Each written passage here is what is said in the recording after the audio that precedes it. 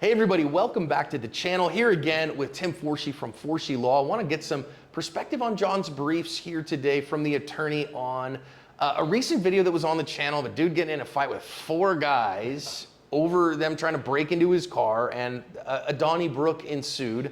And then the wife comes out and is like, I'm calling the cops, and they all ran off. They ran off like scalded cats. Yeah, like absolutely. And so the question that I have is, should she have shot those guys? Firearms Legal Protection is who I trust to help me after a use of force incident. If you're a Firearms Legal Protection member, you can attend our monthly active self-protection training seminars for free. Check out all they offer to their members at the link below. So it's an interesting one, right? You're not in your home, but you're in your curtilage, you're in your driveway. Gotta love that. You gotta love the word. And of course, all the onus for the problems here are on the scumbags who decided to try to break into the car. And does the man have a right, first of all, to stop them breaking into his car with physical force? Absolutely, yes. He absolutely does, right? But like a lot of things that we've talked about before and that I'm sure I'll talk about in the future, just because you can do something doesn't mean you should do something. In other words, was he legally justified in going out there and threatening those guys, and grabbing them or maybe punching them? Absolutely, yes. Again, he seemed to be older, fared pretty well. I mean, the guy did pretty dang good. He handled his business all right. He had some skills. But again, what if the third guy or the fourth guy that came running up while he had his hands full with number 1 and number 2 decided to slip a knife through his ribs, decided to hit him in the head with a baseball bat? Risky. What are you doing, man? What are you doing over a car?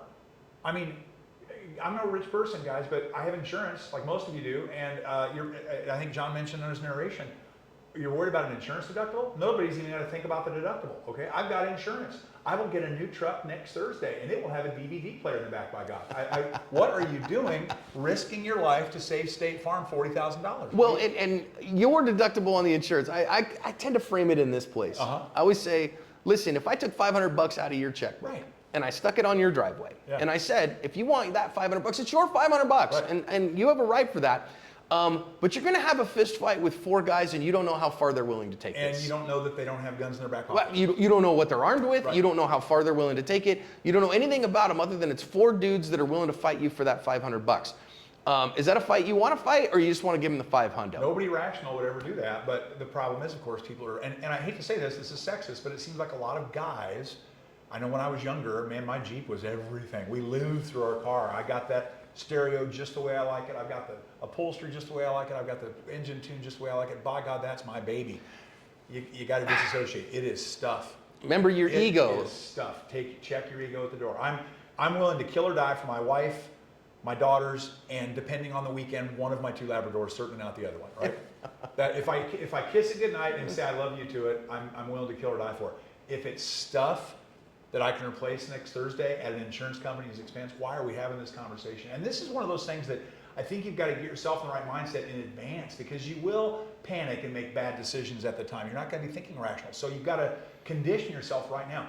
What are you willing to kill and die for, and what are you not willing to kill and die for? And high on that second list has got to be cars. Yeah, and I think... Now, if your daughter's in the car... A big different story. If your 2-year-old's in the back of that car and you're running out to go to the market with it, obviously at that point... Fight to the death. Fight to the death. Well, but and it was one guy. I mean, listen, it's a guy who's got... one guy. I got 16 years of martial arts training. One guy's trying to get in my car. I'm going to run up. Hey, dude, kick rocks, buddy. He wants to fight about it. I feel pretty good about that fight for me personally, for the most part. I'm not saying I want to get in fights. His second buddy shows up.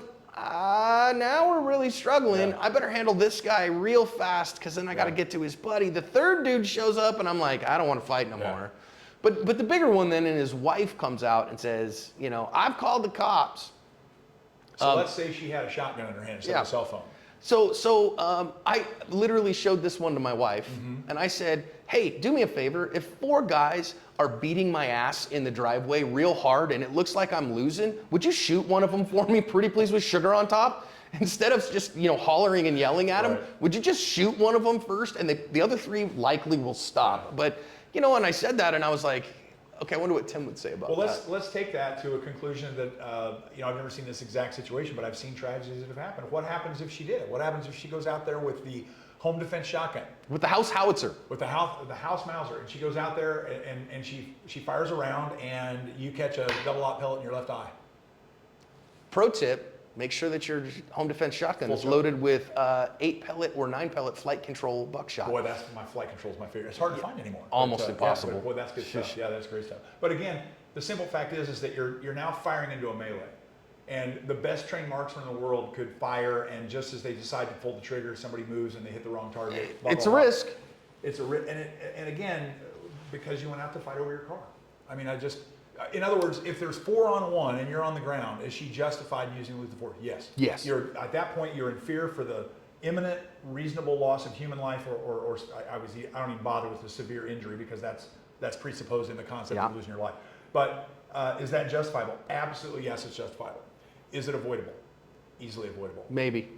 To me, don't go out to your car. This might be a time where, again, I point the gun at somebody and I go, stop right now, stop, leave him But alone. John, can you do that? Can you threaten to use lethal force to stop a property-only crime when you can't use Well, lethal no. force? So I'm saying if they're beating the crap out of me. The answer is, of course you can. Yeah, you could threaten in It's Arizona. completely legal to do that. But again, I would argue very, very stupid. But of course, if they're threatening, not if they're just taking your stuff, but if they're kicking the crap out of your significant other in the front yard. You're justified. I mean, of course, at that point, you can't go back or rewind the film and say, don't go out to your car. Right. You got to deal with what You got. gotta deal with Your what you husband's got. about to get his head kicked in. What are you going to do? Would it maybe be the wise thing to point the gun at him and go, leave him alone or I'll shoot you?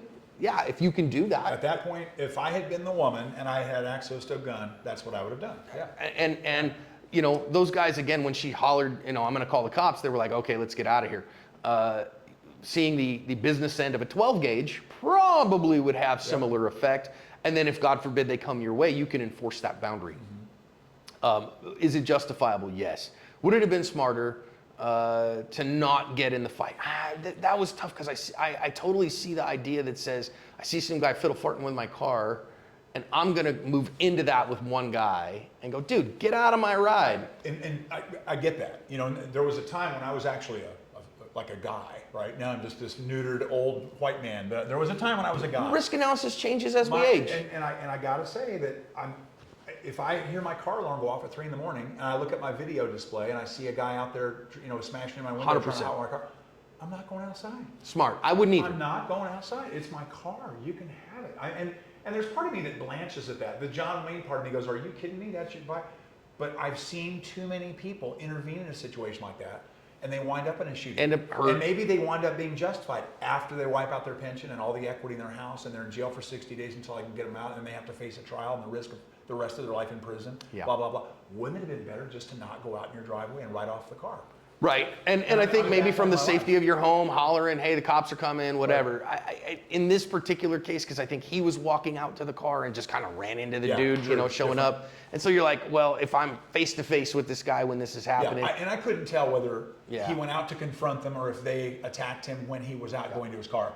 Clearly, that would change my analysis. Now, I can say I've done exactly what Tim says. I've had somebody breaking into my truck and grabbed the shotgun, in fact. Sure, get armed. You know what's going to happen. And then went to the front door and grabbed the handle of the door to open up the door and go, tell these guys to get away from my truck. Well, then I think it's the Lord. I think it was the Spirit that was like, what are you doing, dude? Yeah. Like, you're getting in an optional gunfight here. Let's not. And better sense prevailed. Cops were on the way. Cops showed up, caught the guys. Okay, fine. In that particular case. And then I've had another instance. We lived in an interesting neighborhood where my truck was stolen out of my driveway and taken on a couple-day bender. It happens here in Phoenix. These car thefts, it happens all over the country now. I think that truck crossed the border 17 times in 2 days. Holy cow. Well, I'm sure that was non-nefarious at all. Went back and forth a few times. And smelled like they had smoked about, 13 cartons of cigarettes in it when I got it back too, which is pretty awesome. The insurance company took care of it. My point is, could you use deadly force there? Yeah, 4 dudes kicking your spouse to death on the ground? Absolutely, yes. Would it have been smarter to come out with a gun than with the phone in your hand? Yes, or perhaps both. Yeah, I think yes. Yep. Watching out for that, really important. Not getting into it in the first place, if you can do that, the smart way to go. Guys, I kind of view my job, and I think John feels the same way, as prophylaxis, right? We're trying to prevent tragedies. We're not trying to solve them, right? The best way to avoid a problem is to just not have it in the first place. Yeah. So that's what we're talking about. So if you can possibly, control your urges, don't run out there and confront those people. But yeah, if your wife is confronted with a situation where her macho moron husband, let's face it, that's most of us, ran out there, and now the situation has turned and he's on the ground and there's 4 guys attacking him, You don't just stand there and watch your husband get his head kicked in. I hope. Grab the shotgun, Mabel. Yeah. Grab the shotgun, Mabel. Amen. It's a house howitzer. Yes, Tim, thanks. I appreciate the insight. As always, thanks, brother.